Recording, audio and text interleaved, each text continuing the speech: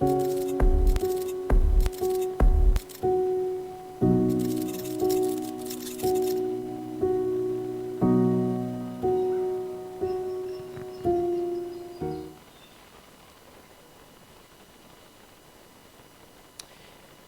entrando en la recta final de la primera sección del libro de Isaías, donde estamos meditando en el carácter de Dios.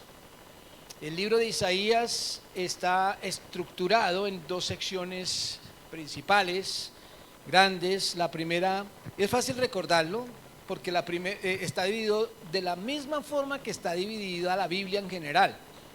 Así como la Biblia tiene 66 libros, Isaías tiene 66 capítulos. Y así como la Biblia tiene 39 capítulos en el Antiguo Testamento y 27 en el Nuevo, Isaías tiene 39 capítulos en la primera sección y 27 en la segunda sección. Eso no es forzado, sino que sencillamente así resultó, porque el autor de Isaías, en la temática que desarrolla, tiene esa división o lo estructuró de esa forma. Hemos venido insistiendo en que en Isaías encontramos el carácter de Dios en dos facetas principales, como juez y como salvador. Por eso el texto lema es Isaías 45:21, que dice: y no hay otro Dios fuera de mí, Dios justo y salvador. Se pasea el concepto de justicia y de salvación por todo el libro, lo mismo que pasa con la Biblia en general. Sin embargo, en la primera parte, que son los primeros 39 capítulos, se enfatiza un poco más el tema de la justicia, y en los 27 capítulos finales se enfatiza un poco más el tema de su salvación, su gracia, su bondad. Otra cosa en la que coincide con la Biblia, porque la Biblia pasa lo mismo. En el Antiguo Testamento se habla más de justicia de Dios, de ira de Dios, y en el Nuevo Testamento se habla más de la gracia y de la salvación. Así que nos sirve para recordar estas cositas. Y en el mes de junio vamos a estar en esa recta final de la primera parte, los capítulos del 32 al 39. Y cada domingo vamos a enfatizar algo también de estos capítulos, pero a estos últimos capítulos que vamos a estar mirando y que, repito, son esa recta final, los vamos a llamar así: los planes de Dios son irrefutables. No sé qué viene a su mente cuando escucha la palabra irrefutable. ¿Qué significa eso?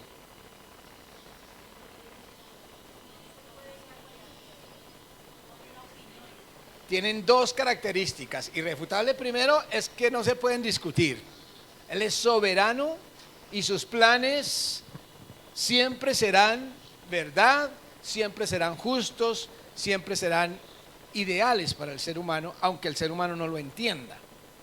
Pero también significa que son inmodificables los planes de Dios. Hay un texto por ahí que dice: porque Dios no es hombre para que mienta, ni hijo de hombre para que se arrepienta. Aunque algunas veces me han dicho algunas personas: pero mira, aquí hay textos donde dice que Dios cambió de opinión en algunas cosas, ¿no? Como cuando hizo quedar mal a Jonás, porque Jonás llevó la razón que él había mandado, y era que iba a castigar a Nínive, y al fin no lo castigó, y Jonás quedó bravo porque Dios lo hizo quedar mal. Entonces, ¿cómo así? Si Dios no dice que Dios no cambia. Bueno, Dios no cambia en lo que tiene que ver con su carácter, ¿no? No es en cuanto a ciertas decisiones puntuales que puede cambiar, y de hecho vamos a mirar una muy interesante en el transcurso de este mes, donde Dios cambió de opinión, pero no es cambiar de carácter, es lo que Él no cambia, lo que es irrefutable es su carácter y esos planes eternos que Él tiene por lo que Él es. A diferencia de nosotros por naturaleza, como seres humanos, sí cambiamos el carácter, porque nuestro carácter se va formando. Bueno, algunas veces se va mal formando, ¿cierto? Pero desde la infancia empezamos a vivir ciertas experiencias que van cambiando nuestra forma de ser, nuestro carácter. Y a veces tenemos que arrepentirnos de muchas cosas que hemos hecho o como hemos actuado.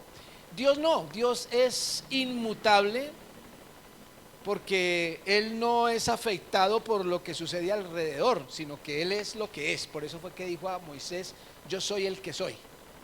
Punto. Él no tiene modificación. Los planes de Dios son irrefutables. Y pensando en esta afirmación, vamos a mirar hoy los capítulos 32 y 33. Ustedes ya los leyeron, lo digo por fe, ustedes ya los leyeron, pero vamos a enfatizar en esos dos capítulos la justicia y la paz. Vamos a llamarlo así, justicia y paz. Siempre los títulos tienen, entre otros, el propósito de ponernos a pensar en algo, ¿no? No sé qué viene a su mente cuando escucha ese concepto de justicia y paz. Tal vez sea un título o un tema exclusivo de la Biblia. ¿Usted solamente escucha hablar de eso en la Biblia o escucha en otro lugar? ¿Ah? ¿Usted solamente lo escucha en la iglesia o de pronto de vez en cuando lo ha escuchado por ahí en televisión, en los noticieros, en los periódicos, que se habla de justicia y paz? Bueno, ¿y qué viene a su mente? ¿Qué es eso? ¿Dónde podemos hallar justicia y paz? ¿Qué aspiraciones tenemos de justicia y paz en nuestro contexto? Son preguntas que tenemos que hacernos, y estos dos capítulos nos enfatizan ese concepto, y quiero simplemente invitarles a que leamos. Vamos a leer los dos capítulos completos con algunos misterios que tienen. Lo vamos a hacer aquí en la versión del 60 de la Reina Valera, que aunque es un poquito a veces difícil de entender, por un poquito desordenado gramaticalmente, por apegarse al texto hebreo, que es el texto original, el idioma original del Antiguo Testamento, entonces a veces cuesta un poquito de trabajo, pero nos permite acercarnos lo máximo posible a ese texto o a ese idioma original. Miren cómo comienza el capítulo 32. He aquí que para justicia reinará un rey y príncipes presidirán en juicio. Anuncio acerca de un gobierno. ¿Y qué dice? Para justicia reinará un rey y príncipes presidirán en juicio. Mirando solamente esos dos renglones, ¿qué expectativas genera? ¿A dónde nos lleva a pensar? Sobre todo si nos ubicamos en nuestro contexto.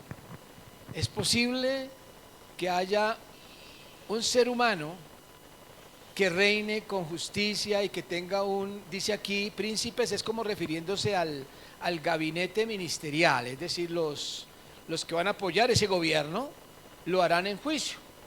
¿Podemos esperar o podemos reclamar o podemos tener expectativas de un gobierno justo? O sea, lo que se está prometiendo lo puede prometer cualquier líder político, y al prometerlo el pueblo puede escuchar y ilusionarse y decir, ay, qué bueno, parece que esta es una persona justa. ¿A usted no le ha pasado que de pronto escucha un plan de gobierno o un discurso de posesión de un líder, y usted dice, suena como bueno, suena como convincente, tiene pinta, y como que no tiene así escándalos ni así que se le haya pillado en nada, y como que se ilusiona un poco? ¿No le ha pasado? Porque a mí sí me ha pasado, ¿sí? Que uno dice, no, pues el hombre se ve como sano. ¿Sí? ¿Lo han dicho? O ustedes de los que dicen, no, es que no se le puede creer a nadie, decía mi mamá, no se le puede creer a nadie. Pero esta que está diciendo aquí, reinar con justicia, pues es lo que uno espera. Es lo mínimo que uno espera, que haya justicia. Pero en esa promesa que aparece acá, dice, luego lo describe, porque solamente esos dos renglones eso es como muy vago, ¿no? Y en los siguientes versículos lo describe un poco más. Miren lo que dice: y será aquel varón, ese rey, como escondedero contra el viento, como refugio contra el turbión, como arroyos de aguas en tierra de sequedad, como sombra de gran peñasco en tierra calurosa. No se ofuscarán entonces los ojos de los que ven, y los oídos de los oyentes oirán atentos. El corazón de los necios entenderá para saber, y la lengua de los tartamudos hablará rápida y claramente. Ahora tenemos que volvernos a preguntar, esta descripción, ¿será posible encontrarla en algún ser humano? Si se le añaden todas estas frases, sigue uno expectante de que haya alguien que cumpla con esto, que sea la sombra cuando hay mucho sol, el abrigo cuando hay mucha lluvia, o sea, en Él podemos confiar completamente. Y entonces uno dice, porque cuando uno mira esta descripción, los intérpretes, los eruditos, los juiciosos que leen el texto bíblico, pues discuten sobre si esto se refiere a Dios, porque ahí no lo menciona. Ahí dice un varón, un rey, pero la descripción es tan fuerte, tan grande, tan impresionante, que otros dicen, no, esto tiene que ser que se refiere a Jesús, ¿cierto? O a Dios, porque lo leemos ya conociendo el resto de la Biblia y dice, no, esto debe ser un texto mesiánico, debe referirse a Jesús, pero no lo dice. Es más, yo no he encontrado en el Nuevo Testamento ninguna referencia a este texto. Entonces, para uno decir que se cumplió o algo así, entonces genera como esa dificultad para entender si se refiere a un rey que Israel iba a tener, porque esto es una profecía para el pueblo de Dios. Si era que Israel iba a tener un rey así justo, tan bueno que Israel iba a descansar en ese rey, porque les iba a dar todo lo necesario, o si se refiere a una profecía hacia el futuro de un gobierno de Dios. Vamos a ver qué es. Pero el resto de estos dos capítulos, quiero que al leerlos pensemos, miremos cómo es que aparecen tres elementos fundamentales, y quiero que ustedes los tengan de antemano como referencia. En estos dos capítulos, versículos siguientes, vamos a encontrarnos en primer lugar una descripción de la situación del pueblo y de las naciones de entonces, de esa época. Estamos hablando de siglos, 8 siglos antes de Cristo, donde Isaías está viendo la situación del mundo, la situación del pueblo de Dios, como hemos venido viendo desde el capítulo 1, y él está describiendo una realidad de esa época. Entonces, lo primero que vamos a ver es varias descripciones de lo que sucede en ese tiempo. En segundo lugar, vamos a encontrar algunas porciones que hablan acerca de las consecuencias de esa maldad que hay, y entonces hay unos anuncios anuncios trágicos de desolación, como que no dan nada de alegría escuchar lo que viene sobre las naciones y sobre el mundo. Dolor, desolación. Y en otras porciones aparecen promesas de bendición, promesas de justicia y de paz. Isaías mezcla las tres cosas, hay veces salta de una cosa a otra y uno como que le cambia de tema y uno se puede confundir un poco, pero cuando miramos los dos capítulos completicos, uno puede subrayar, inclusive como lo hice yo, un color le eché a lo que parecía promesa, otro colorcito le eché a lo que parecía amenaza y desolación, y otro colorcito a esas cosas que estaban sucediendo ahí en ese contexto. Así que yo lo voy a ir poniendo parte por parte. Lo que pasa es que si le pego los pedacitos me va a quedar desordenado el texto y yo no quiero que nos apartemos del orden en que escribió Isaías. Así que simplemente lo vamos a ir colocando acá, mirando cada porción. Versículos 5 y 6 del capítulo 32 dice: el ruin nunca más será llamado generoso, ni el tramposo será llamado espléndido. Esa es una promesa, pero que nos describe algo que estaba pasando. Es decir, al ruin lo estaban llamando generoso y al tramposo lo estaban llamando espléndido. ¿Qué significa eso? Se le hace a uno raro, ¿cierto? Y cuando uno mira esto, que a la gente malvada, al ruin, dice aquí, al malvado, la gente, el pueblo, la nación, lo ovacionaba y lo miraba como alguien generoso. Qué bondadoso es ese señor. Y al tramposo, la gente, el pueblo, la nación, lo llamaba un gobernante espléndido. Y uno mira eso y dice, oiga, esa gente de esa época tan rara, ¿no? Veían a alguien malvado y lo ovacionaban. Se le hace un extraño, ¿no? Dice, porque el ruin hablará ruindades y su corazón fabricará iniquidad para cometer impiedad y para hablar escarnio contra Jehová, dejando vacía el alma hambrienta y quitando la bebida al sediento. Es decir, aparte de todo, blasfeman y hablan en contra de Dios y le hacen daño al hambriento, le quitan el pan y al sediento le quitan la bebida. Entonces está hablando de un malvado que, aparte de que le está haciendo daño al pueblo, el pueblo lo ve como un bondadoso, espléndido y gran hombre. ¿No se les hace extraño eso? Que la gente fuera tan rara en esa época. Esto nos está hablando del contexto de Isaías, no del nuestro. Y nos está diciendo entonces, nos está hablando acerca de los malvados que se hacen pasar por generosos. Malvados que se hacen pasar por generosos. Repito, eso estaba pasando en esa época. Luego dice, las armas del tramposo son malas. Trama intrigas inicuas para enredar a los simples con palabras mentirosas y para hablar en juicio contra el pobre.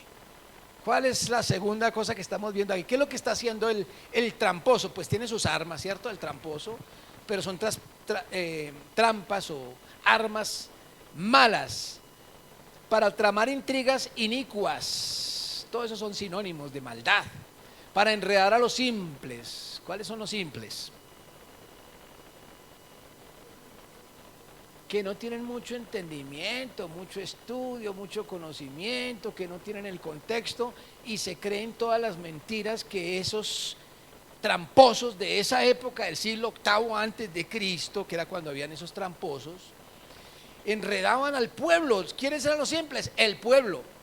Y eran enredados por las promesas y las mentiras y hablar en contra del pobre en el juicio que es. Bueno, el tramposo, que eran líderes y gobernantes, tenían pleitos con el pobre y para el pobre siempre estaban las pruebas en contra. El pobre, como dice aquí, siempre perdía en juicio y el tramposo salía como inocente. Claro, el pobre no tenía con qué pagar sus abogados, ni con qué comprar testigos o sobornar al juez. No, él tenía que cruzarse de brazos y el tramposo, que sí tenía todas esas armas tramposas, pues hacía ver al pobre como el culpable y él salía como él. ¿Qué cosas tan raras pasaban en el siglo VIII antes de Cristo? Se extraña uno de ver la maldad que había en esa época. Pero el generoso, dice, pensará generosidades y por generosidades será exaltado, lo que se espera. Pero aquí lo que estamos viendo entonces es engaño y abuso contra los indefensos. Engaño y abuso contra los indefensos. Un elemento más del contexto de Isaías que él describe. Luego llegamos a los versículos 9 al 12 y noten lo que dice. Mujeres indolentes, levantaos, oíd mi voz, hijas confiadas, escuchad mi razón. De aquí a algo más de un año tendréis espanto, oh confiadas, porque la vendimia faltará y la cosecha no vendrá. Temblad, oh indolentes, Turbaos o confiadas, despojaos, desnudaos, ceñid los lomos con cilicio, golpeándose el pecho lamentarán por los campos deleitosos, por la vid fértil. Dice, les está anunciando un tiempo de escasez y de pérdida, pero ¿a quién? A todas las mujeres. Algo estaba pasando con algunas mujeres indolentes, es decir, mujeres a las que no les importaba el dolor de los demás, que solo pensaban en sí mismas, en darse gusto, en vivir bien, no les importaba sino ellas. ¿Cómo había de gente rara en la época de Isaías? Aquí nos estamos encontrando con mujeres a las que nada les importa. Cuando hay cosas que pasan en nuestro contexto que uno dice, uno piensa que, y a veces escucha expresiones como, uy, el mundo cómo está, ¿no? ¿Cómo está de malvado el mundo? Y uno cree que ciertas cosas que pasan, nosotros nos las hemos inventado. Cuando uno mira la Biblia y dice, oiga, eso se lo habían inventado ya. O sea, en esa época ya existía algún tipo de mal feminismo, mal llamado feminismo, de estas mujeres que solamente se interesaban a sí mismas. Mujeres que no les importaba nada y que el profeta las llama indolentes. Una situación de la época. Yo no sé si usted de pronto cuando escuche o lea todo esto, de pronto se empieza la empieza a relacionar con algo que nosotros estemos viviendo. Versículos 13 al 14 dice, sobre la tierra de mi pueblo subirán espinos y cardos, y aún sobre las casas en que hay alegría, en la ciudad de alegría, ese es Jerusalén, ¿no? Porque los palacios quedarán desiertos, la multitud de la ciudad cesará, las torres y las fortalezas se volverán cuevas para siempre, donde descansen asnos monteses y ganados hagan majada. Aquí ya cambio de tema, aquí nos encontramos entonces con anuncio de desolación, lo que tenemos aquí. Un anuncio de desolación. Aquí es el otro tema que encontramos entremezclado y es varios episodios de anunciar lo que viene sobre la nación. Incluso sigue diciendo versículos 15 y 16, hasta que sobre nosotros sea derramado el espíritu de lo alto y el desierto se convierta en campo fértil y el campo fértil sea estimado por bosque. Y habrá el juicio en el desierto y en el campo fértil morará la justicia. Es decir, ese anuncio de desolación, según el profeta, tiene un punto de final, ¿cierto? Como que se va a acabar. Y por eso dice, hasta que ese dolor, ese sufrimiento, esa advertencia tiene un punto final. ¿Cuándo? Cuando sobre nosotros sea derramado el espíritu de lo alto y el desierto se convierta en campo fértil. Hay un anuncio aquí diferente. Noten cómo de un anuncio de desolación pasamos a una promesa de justicia y paz. Y aquí tenemos entonces los tres elementos. Primero, una descripción del contexto. Segundo, anuncio de desolación. Y tercero, promesa de justicia y paz. Y el autor lo que hace es mezclar estas tres cosas en el resto de los capítulos. Un anuncio de justicia y paz verdaderos, que sigue diciendo en el versículo 17, y el efecto de la justicia será paz, y la labor de la justicia reposo y seguridad para siempre, y mi pueblo habitará en morada de paz, en habitaciones seguras y recreos de reposo. Promesa de justicia y de paz. ¿Y qué relación hay entre la justicia y la paz según el autor? El resultado de la justicia será la paz. Esto me hace pensar en cuánto nos desgastamos nosotros y cuánto se desgastan los gobiernos hoy en día por buscar paz y prometer paz y anuncios de paz y planes de paz y conversaciones de paz, y busquen la paz. Si entendieran que la paz no se halla sino a través de la justicia, no buscarían paz, sino que buscarían la justicia verdadera, porque ese es el resultado de la justicia, la paz, y es lo que está prometiendo aquí: justicia y paz verdadera. Y dice: mi pueblo habitará en morada de paz, en habitaciones seguras, en recreos de reposo. ¿Qué tal esas promesas para ese pueblo de esa época? De un verdadero shalom, de una verdadera estabilidad. Versículos 19 y 20 sigue diciendo: y cuando caiga granizo, caerá en los montes, y la ciudad será del todo abatida.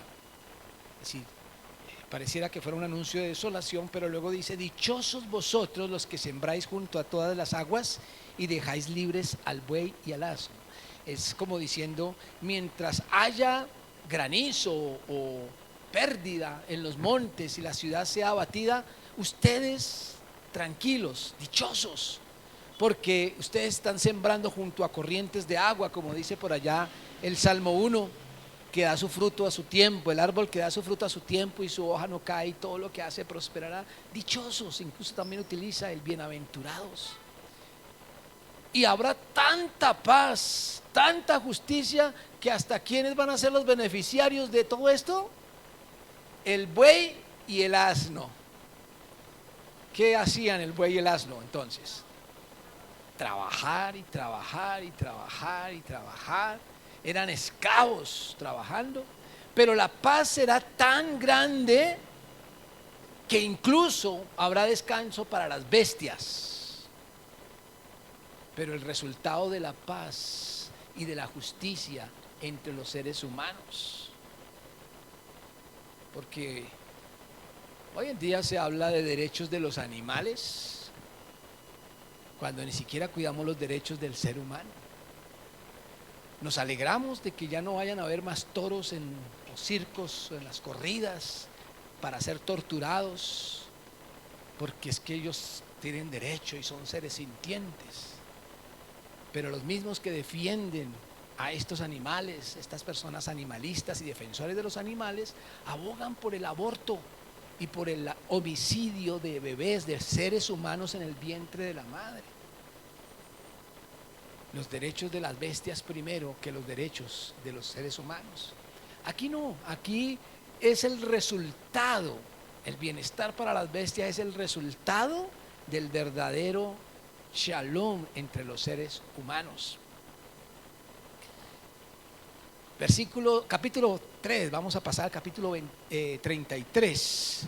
Capítulo 33, versículos 1 y 2, empieza con uno de los famosos ay que hemos estado mirando últimamente, y dice: ay de ti que saqueas y nunca fuiste saqueado, que haces deslealtad, bien que nadie contra ti la hizo.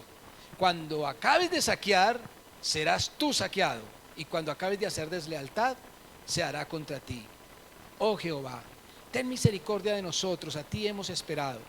Tú, brazo de ellos en la mañana, sé también nuestra salvación en tiempo de tribulación. Un vocabulario un tanto difícil de entender, pero es seguramente una mención que hace el profeta acerca de las naciones que saquearon a Israel. Recuerden ustedes que Israel fue castigada por medio de Asiria, por medio de Babilonia, y reyes externos vinieron y saquearon la ciudad. Y entonces aquí el profeta dice: ay de ti que saqueas. Es como una ironía hacia esas naciones que saquearon a Israel. Y nunca fuiste saqueado, que haces deslealtad, bien que nadie contra ti la hizo. Y al decir esto, está describiendo un cuarto elemento de la situación, del contexto, que es la impunidad. Los que habían hecho daño a Israel estaban impunes. Sin embargo, recuerden ustedes que había sido Dios quien había utilizado esas naciones para castigar a Israel. Es decir, que esas naciones habían sido un instrumento en las manos de Dios para castigar a Israel. Tal vez por eso el profeta Una vez que hace la advertencia a esas naciones que han saqueado, pero ellos nunca han sido saqueados, y se les dice: cuando acabes de saquear, serás tú saqueado, y cuando acabes de hacer deslealtad, se hará contra ti. Inmediatamente ese autor, ese profeta, expresa una oración y dice: oh Jehová. Yo me lo imagino suspirando, ¿no? Oh Jehová, ten misericordia de nosotros. Y ese nosotros es el pueblo de Dios. Y dice: a ti hemos esperado. Y miren esto, tú, diciéndole a Dios, brazo de ellos en la mañana. Es decir, así como tú los utilizaste a ellos contra nosotros, sé también nuestra salvación en tiempo de tribulación. Una oración prácticamente de confesión y arrepentimiento a nombre del pueblo, buscando de Dios el favor, pero que deja en el ambiente un elemento más del contexto, y era la impunidad. Otra cosa del siglo VIII antes de Cristo y del contexto de Isaías, no tiene nada que ver con nosotros. Ovidio, ¿tienes una pregunta? Ah, ¿sí? Ok, en el tema de Israel, sí. Sí, exactamente, es un retrato, ¿cierto?, de lo que vemos nosotros hoy en día. Y siguiendo en el capítulo 33, versículos 3 y 4, dice: los pueblos huyeron a la voz del estruendo. Noten que aquí ya precisamente viene coherentemente hablando de las naciones extranjeras fuera de Israel, y entonces aquí los menciona otra vez diciendo: los pueblos huyeron a la voz del estruendo, las naciones fueron esparcidas al levantarte tú. Sus despojos serán recogidos como cuando recogen orugas, correrán sobre ellos como de una a otra parte corren las langostas. Es decir, anuncio de desolación también para las naciones vecinas. Y ya desde el versículo 5 hacia adelante sigue enfatizando el tema de la promesa de justicia y salvación. Y noten todo lo que dice a continuación. Versículos 5 y 6. Será exaltado Jehová, el cual mora en las alturas. Llenó a Sión de juicio y de justicia. Reinarán en tus tiempos la sabiduría y la ciencia, y abundancia de salvación. El temor de Jehová será su tesoro. Es decir, la raíz de la justicia y de la paz será el temor de Jehová. Habíamos dicho que la consecuencia de la justicia es la paz, pero déjenme decir que la causa de la justicia es el temor de Dios. Cuando miramos todo lo que se cierne sobre nuestras naciones a nivel global, pero aquí nomás en nuestro país, cuando miramos tantas cosas que generan cierto temor, ¿no? En estos días mi esposa me decía que se está un poco preocupada por lo que está viendo, porque parece que vamos hacia un caos total, violencia, diferentes grupos violentos, entre ellos mismos peleándose, campesinos y los pueblos que se están desplazando. Ahora mismo en nuestra iglesia, en La Esperanza, en La Toma, Cauca, la iglesia de los hermanos menonitas ha tenido que hospedar una cantidad de gente desplazada, huyendo de las balas de estas guerrillas, de estas pandillas que se están peleando. Y al ver la escasez de los medicamentos, y al ver las guerras internacionales, y al ver las enfermedades, y al ver uno como que dice: ¿para dónde vamos?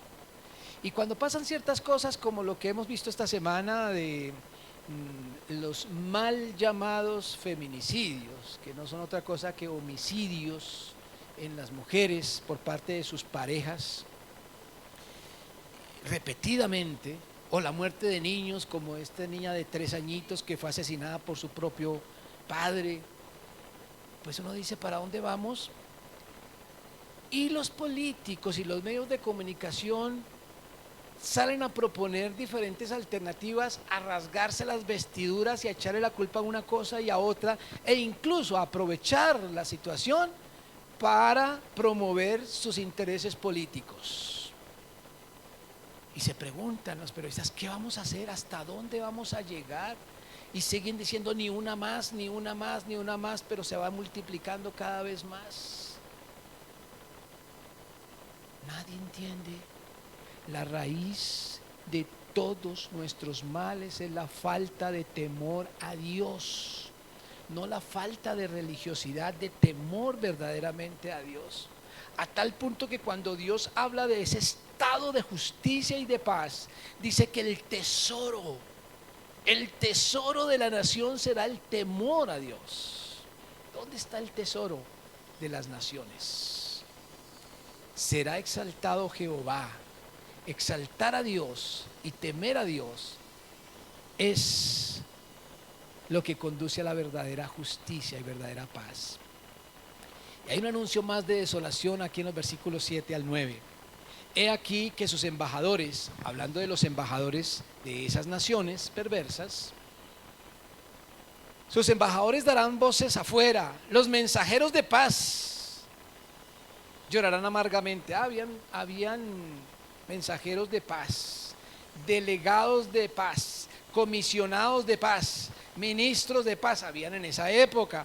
Pero dice que llorarán amargamente, las calzadas están deshechas, cesaron los caminantes, ha anulado el pacto, aborreció las ciudades, tuvo en nada a los hombres, se enlutó, enfermó la tierra, el Líbano se avergonzó y fue cortado Sarón, se ha vuelto como desierto y Basán y el Carmelo fueron sacudidos.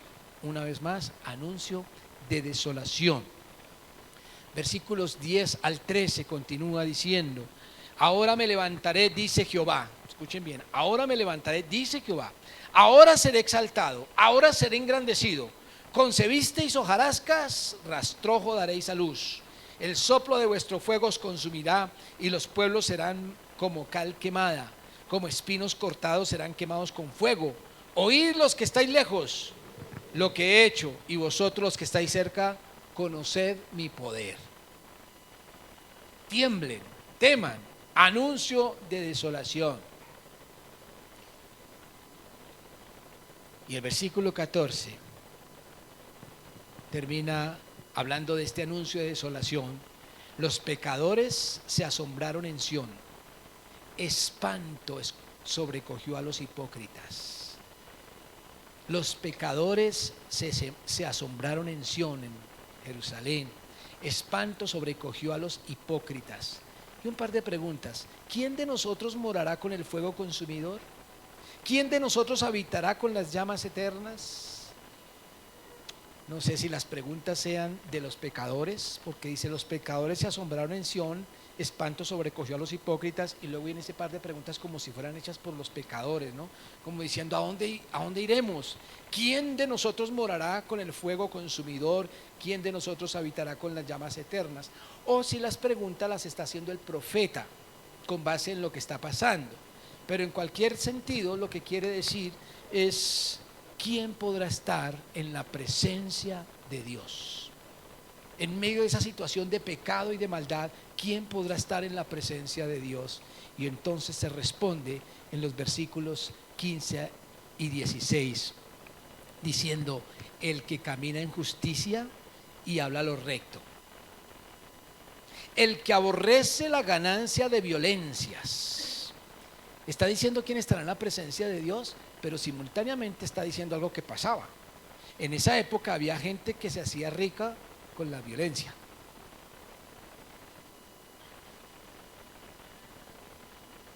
Y entonces dice: el que está en la presencia de Dios, el que aborrece la ganancia de violencias, el que sacude sus manos para no recibir cohecho. En esa época había gente que recibía soborno, y él dice: no, el que va a estar en la presencia de Dios es el que rechaza el soborno. ¿Quién más? El que tapa sus oídos para no oír propuestas sanguinarias. ¿Qué cosas habían en esa época? Pero el que se cierra a escuchar eso, habitará en la presencia de Dios. El que cierra sus ojos para no ver cosa mala, este habitará en las alturas. Fortaleza de roca será su lugar de refugio, se le dará su pan y sus aguas serán seguras. No habrá racionamiento de nada en este lugar. ¿Sí? Versículo 17 al 19 siguiendo con esta promesa de justicia y paz, entonces dice: tus ojos verán al rey en su hermosura, verán la tierra que está lejos. Tu corazón imaginará el espanto y dirá. Esta porción, que es un poquito complicada de entender, se refiere al sentimiento que tendrá el pueblo de Dios recordando lo que las naciones habían hecho contra ellos. Entonces, por eso la promesa es: tus ojos verán al rey en su hermosura. Todavía no nos han dicho quién es ese rey, ¿cierto? Tu corazón imaginará el espanto, es decir, lo que habían vivido por esas naciones, y dirá: ¿qué es del escriba? ¿Qué del pesador de tributo? ¿Qué del que pone en lista las cosas más insignes? Es decir, aquellos que vinieron, los dominaron, los expropiaron, les quitaron, les pusieron impuestos, y el pueblo en ese momento dirá: ¿dónde están todos los que nos hicieron este daño? No verás a aquel pueblo orgulloso, pueblo de lengua difícil de entender, de lengua tartamuda que no comprendas. Es decir, esas naciones que los dominaron ya no existirán en este momento, en esa promesa de justicia y de paz. Versículo 20 y 21 dice: mira, oh Sión, o mira a Sión, ciudad de nuestras fiestas solemnes. Tus ojos verán a Jerusalén, morada de quietud, tienda que no será desarmada, ni serán arrancadas sus estacas, ni ninguna de sus cuerdas será rota, porque ciertamente allí será Jehová para con nosotros fuerte, lugar de ríos, de arroyos muy anchos, por el cual no andará galera ni remos, ni por él pasará gran nave. ¿Quién será el rey ahora sí? Terminando este capítulo, queda claro de toda esa descripción de un rey justo y de paz, no es otro que Dios, el conocido por los judíos como Jehová. Él es el único que puede hacer este tipo de promesas completas, y termina los últimos versículos diciendo: porque Jehová es nuestro juez. Solo en Él podemos depositar absolutamente nuestra confianza, como bien nos lo decía Brian hace 8 días. ¿En quién más podemos confiar? Jehová es nuestro rey. Ese rey del que empezaba a hablar desde el capítulo 32, versículo 1, ahora queda explícito de quién se trata. Jehová es nuestro rey, Él mismo nos salvará. Tus cuerdas se aflojaron, no afirmaron su mástil, ni entesaron la vela. Se repartirá entonces botín de muchos despojos. Los cojos arrebatarán el botín. No dirá el morador: estoy enfermo. El pueblo que more en ella le será perdonada la iniquidad. Hasta todo pecado será perdonado. Promesa de justicia y de paz. Son 2 capítulos que nos permiten ver esta combinación, esta descripción de los asuntos del contexto de Isaías, de la maldad que había, pero también de las consecuencias de esa maldad. Y por eso hay tanto anuncio de desolación, pero lo más importante de todo es de una promesa de justicia y paz verdadera. No podemos nosotros abstraernos de esta realidad, porque usted se ha podido dar cuenta que es una descripción que no parece de ese siglo, sino de hoy, porque la realidad sigue siendo la misma y la promesa sigue siendo la misma. No podemos confiar en justicia y paz en este mundo. Jesucristo dijo: mi paz os dejo, mi paz os doy, no como el mundo la da, dice, porque el mundo no puede dar. ¿Cómo puede ser que la iglesia o el creyente caiga en uno de los grandes pecados de hoy? La polarización política. No puede ser que alguien que confía en los planes de Dios irrefutables todavía siga creyendo que hay seres humanos que le van a salvar la vida.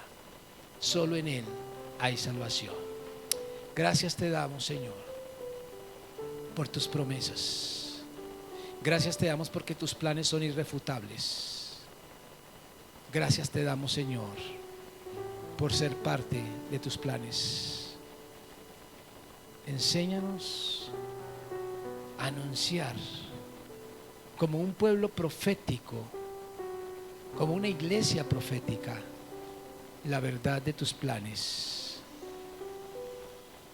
Y solo esa verdad por la cual podemos dar nuestra vida. Te alabamos y te damos gracias en el nombre de Jesús. Amén. Amén. Que Dios les bendiga. Todavía hay tinto gratis, entonces aprovechen.